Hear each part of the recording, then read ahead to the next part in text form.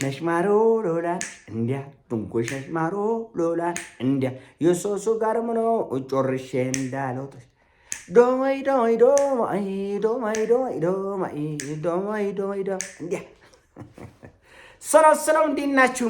በያላችሁበት ሁሉ ነገር ሰላም ነው። አሸይና እንዲያላችሁ ሞኝላችኋለሁ። ቤተሰቦች ሱት ጎንዶ ለማድረግ ላይክ እና ሼር ያደረጋችሁ ሐሳቦቻችን ለብዙዎች አካፍሉ። ለዚህም ከልቤ አመሰግናችኋለሁ። ሐሳቡ ሲሞቻችሁ 3000 ላይክ እንድትገጩ በትህትና አጓብዛችኋለሁ።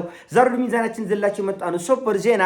የአሜሪካው ፕሬዚዳንት ዶናልድ ጄ ትራምፕ ሌሊቱ ደግሞ ሐሳባቸውን ቀይረው አድረዋል። በቃ ወደ ሆርሙዝ ሰርጥ አልገባም፣ እነዚህ አጅቤ እየመራሁ አወጣቻለሁ ያልኩትን መርከቦችንም አላወጣምም አልገባምም ቆይ አዘግይቻለሁ ወይም ደግሞ ትቻለሁ በቃ እንደውም ማለት እስቲ ኢራንን ኮሜንት ላይ ጥንቁሽ ነሽ ማረላ እያላችሁ ጻፉ እስቲ ወገነቼ። ጥንቁሽ እኮ ነች። ሰውየውን በየሰዓቱ በየ3 ሰዓቱ በየ6 ሰዓቱ በየ4 ሰዓቱ ሐሳቡን ታስቀይራለች፣ ታጎለባብጣለች። ሰው አብደዋል፣ እነሱ ያሉት አብደዋል። እና ከዚህ በፊት ዶግመን ደጋግመን ተናግረናል። አያደርጉትም፣ ያወሩታል። አሜሪካኖቹ አያደርጉትም። ይሄን የምንለው በጥንቆላ ሳይሆን በእውቀት ነው። ትራምፕና ቤተሰቦቼ እናንተ ተታዘቡኛላችሁ። እቺን ትራምፕ በፍጹም ቢሞት ብታንጠለጥለው አያደርጋትም፣ አይገባም ወደ ሆርሙዝ ሰርጥ። የኢራንን ክልከላ አልፌ ጥሼ እነዚህን የታገቱ ወይም ደግሞ ለወራት ሲጉላሉ የነበሩ መርከቦችን የዓለም ሀገራትን መርከቦች አጅቤ እወጣለሁ ያለው እሱን ማናጅቦት እኮ ነው የኔ ጥያቄ። ማናጅቦት? ማን እየመራው ይሄን ሁሉ ፈንጅ፣ ይሄን ሁሉ ሚሳኤል፣ ይህን ሁሉ የኢራን ድሮን፣ ይህን ሁሉ ባህር ሰርጓጅ አልፎ እንዴት ነው የሚገባው ነው የኔ ጥያቄ። አያደርጋትም አልኩኝ፣ አያደርጉትም። በቃ ለዚህ ጥንቆላ አያስፈልገውም። ለዚህ የሆነ እንትን ነገር ማውሰብሰብ አያስፈልገውም። ቀለል ያለች የዓለም አቀፍ ፖለቲካን ሀሳብ መረዳት ነው። በቃ አያደርጉትም ብያቸዋለሁ። እና ኢራኖቹ ሚሳኤል ሰፈር ቁጥር የሌለው ሚሳኤል አዘጋጅተዋል። ድሮን ተዘጋጅተዋል በሰማይ በባህር ውስጥ ደግሞ መዓት መሳሪያዎች ተዘጋጅተዋል።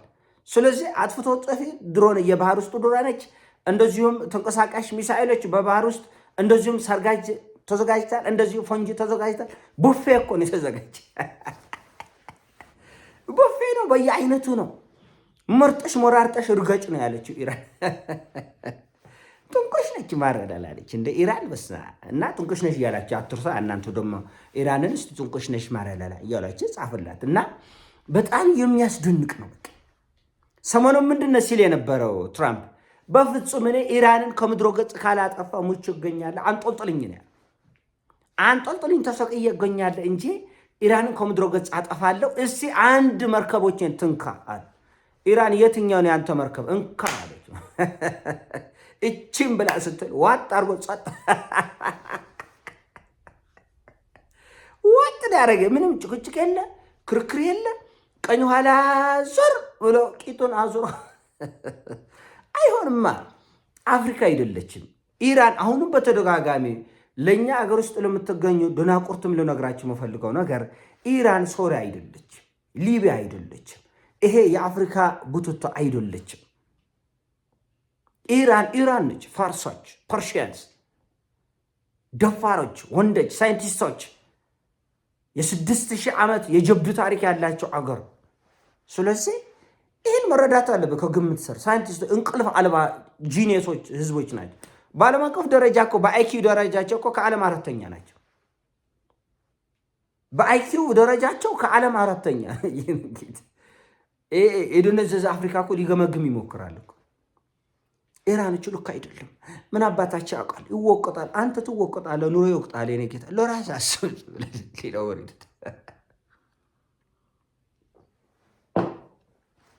እና ትናንትና ዓለም አቀፍ ሚዲያው ስለ ቱርክ እየዘገበ ነበር። ሲኤንኤን፣ ፎክስ ኒውስ፣ አልጀዚራ፣ ሌሎቹ ሚዲያዎች በሙሉ ስለ ቱርክ እየዘገቡ ነበር። ዓለምን ያስደነገጠ ሰበር ዜና፣ ብሬኪንግ ዓለምን ያስደነገጠ እንዴ! ምንድን ነው የገብቼ ሳይ ቱርክ ለመጀመሪያ ጊዜ አይሲቢኤም ይሄ ኢንተርኮንቲኔንታል ባሊስቲክ ሚሳኤል አህጉር አቋራጭ ባሊስቲክ ሚሳኤል ለዓለም አስተዋወቀች 6000 ኪሎ ሜትር። እና ምንድን ነው የሚያስደነግጠው? እናንተ እነሱ ኒኩለር ሲይዙም ዓለምን አያስደነግጡም። ይጎርማቸዋል። እነሱ ለሃይድሮጂን ቦምብ ሲይዙም ዓለምን አያስደነግጡም። እነሱ በዓለም አቀፍ ደረጃ የተኮለኮሉትን ኬሚካል ቦምቦችን ሲይዙ ብቻ ሳይሆን ሲጠቀሙ ዓለምን አያስደነግጡም። ሌላው ግን ተመራምሮ ስለደረሰበት ብቻ ዓለምን ያስደነግጣል። ይሄን ያህል ኋላ ቀር፣ ይሄን ያህል ፍርደ ገምድል ዓለም ላይ ነው የምንኖረው። ለምን አሁን ዓለም ለምንድን ነው የሚደነግጠው? ቱርክ 6000 ኪሎ ሜትር የሚምዘገዘግ ሚሳኤል መያዟ ዓለምን የሚያስደነግጠው ለምንድን ነው? በፈለጉ ሰዓት ቱርክን መቀጥቀጥ ስለማይቻል፣ መውገር ስለማይቻል ችግሩ ይሄ ነው። በአደባባይ ወጥተው ነው የእስራኤል ፖለቲከኞች ቀጣይ ተረኛ ቱርክ ነች ይላል። አሜሪካ ወጥታ ደግሞ ቀጣይ ተረኛ ኪዩባ ነች ይላል። ምንም አታመጣማ፣ አሻንጉሊት ነው፣ ፈሪ ነው፣ ቦቅባቃ ነው። እና ነገር ግን ልክ እንደ ፈርጠም ብለ በሁለት እግሮች ቆመ እንደ ቱርክ ይሄን ያክል መሳሪያ ይዞ ስትገኝ ለምን አይፈሩ? ቀላል ይፈራል እንዴ? ይፈራሉ። አሁን ይሄ ኢንዲኬት ያደርጋል። ሌሎችም ደግሞ ቱርክ ያልነገረችን ነገር ግን የታጠቀችው ጊዜውን ጠብቃ የምታወጣው ጉዳይ ይኖራታል የሚል ፍርሃት አለ። ግድ ኒኩለር አይደለም። በነገራችን ላይ አሁን በዚህ ዓለም ላይ ተፈርተ ተከብረ ለመኖር ግድ አይደለም ኒኩለር። ከኒኩለር ያልተናነሱ ሌሎች አደገኛ የሆኑ የጦር መሳሪያዎች አሉ። ዓለም ያውቃል ይሄንን አሉ። በጣም አደገኛ ከኒኩለር የማይተናነሱ መሳሪያዎች ያንን ታጠቃሉ። ምን ችግር አለ?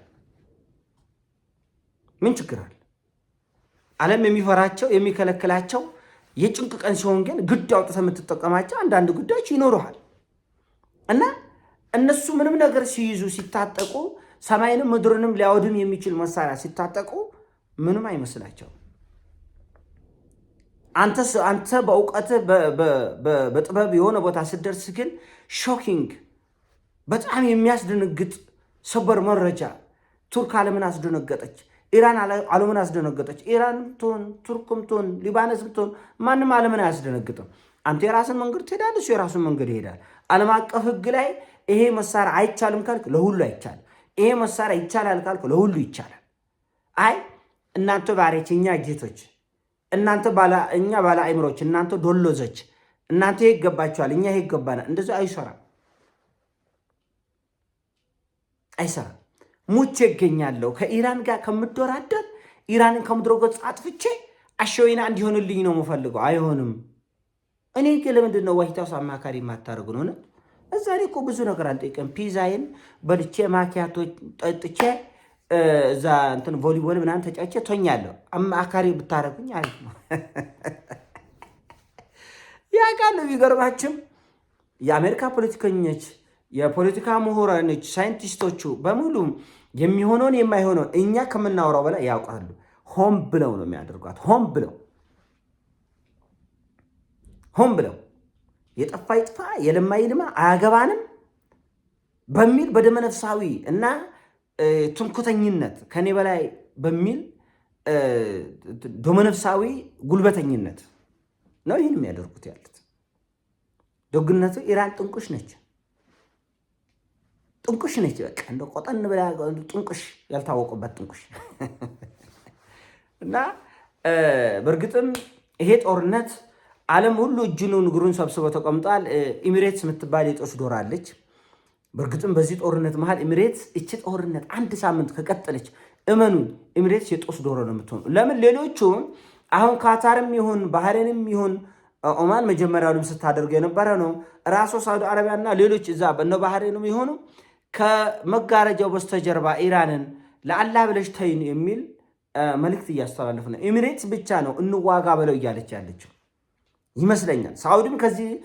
ሳውዲም እንዋጋ በለው አይነት ነገር ነች። ነገር ግን እንደ ኤሚሬትስ አፏን ብዙም አላሞጠሞጠችም። ስለዚህ ኢራኖቹ በተለየ ሁኔታ ኤሚሬትስን ታርጌት ያደረጉበት አንድም ያው የነሱ ግዛት የነበረ ነው። በነገራችን ላይ በጥስጣሹ ግዛት በሙሉ የኢራን የነበረ ነው። አንድ እሱ ነው። ሁለተኛ ደግሞ ኤሚሬትስ ከእስራኤል በላይ እስራኤል፣ ከአሜሪካ በላይ አሜሪካዊ ነኝ ብላ ነው ታጥቃ የተነሳችው። ይሄ ነገር ያድናታል ወይ ያተርፋታል ወይ የሚለውን ምናየው ይሆናል። ይሄ ጦርነት አይጀመር እንጂ ከተጀመረ ከእስራኤል በላይ ዋጋ እንድትከፍል የሚደረገው ኤሚሬትስ ነው። አንደኛ አፍንጫቸው ሱር ነው ያለው። በጣም የተወሰበሰበ መሳሪያ መስራት አይጠበቅባቸውም ኢራኖቹ። ኤሚሬትስን ለማውደም የተወሰበሰበ መሳሪያ ማምረት አይጠበቅባቸው። በቃ ዝም ብሎ የተገኘው ቀለል ያለ መሳሪያ ሁሉ፣ ምክንያቱም 35 ኪሎ ሜትር አይሞላም ያሉበት ርቀት ይሄ ለኢራን በጣም ምቹ በመሆኑ ምክንያት የጦስ ዶሮ እንዳትሆን እፈራላታለሁ። ይሄኔ ሀሳብ ነው። ሀሳብ ሲሞቻችሁ ላይክ አድርጉ፣ ሼር አድርጉ። እወዳችኋለሁ። ፒስ